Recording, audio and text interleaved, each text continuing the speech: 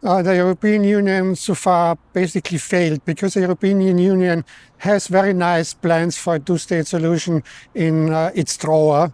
But when it came to the Trump-Kushner plan, the European Union was silent. The Trump-Kushner plan, of course, would leave the Palestinians with a very scattered territory. And the European Union did not really come up with alternatives. The European Union has to think of some bold suggestions which go beyond the day-to-day policy. And the suggestion which I made in the panel was that the European Union would offer Iran not only sticks with sanctions, but also carrots, and the carrots would be a huge sanction relief if Iran recognizes Israel in the 67 borders, which would also fall well into the frame of the Arab Peace Plan of 2002, which requests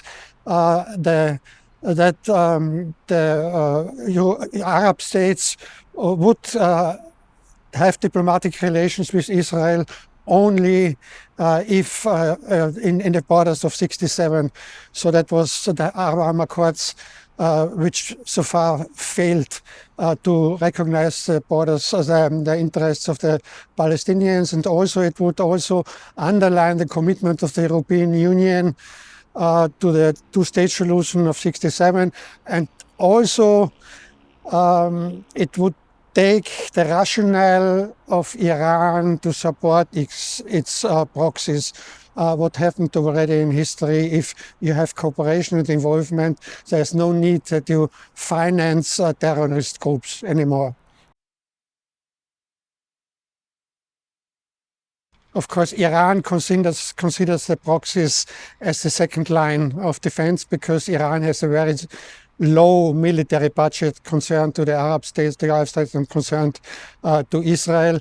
That's for the Iranians think that it is for the protection of themselves, but the nuclear talks always have been decoupled from regional behavior. Just think, if you link arms control negotiations with regional behavior, there wouldn't have been any arms control agreement in history. So there wouldn't have been any arms control with the Soviet Union if you had linked the arms control talks with the Soviet Union to Soviet behavior in Africa. So there wouldn't have been anyone. And so there is no direct link.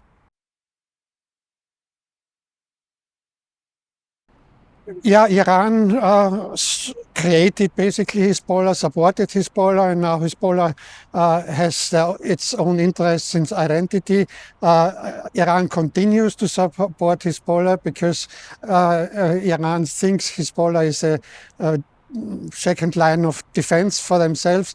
But on the other hand, there is the danger that the Hezbollah makes some decisions and actions which provokes Israel reactions, which then involves Iran itself. We have already the case that Iran failed to retaliate against the assassination of Nasrallah, Hezbollah leader. So Iran involved itself in the Hezbollah war, but then of course Israel will react, and Iran might be involved in the war with Israel.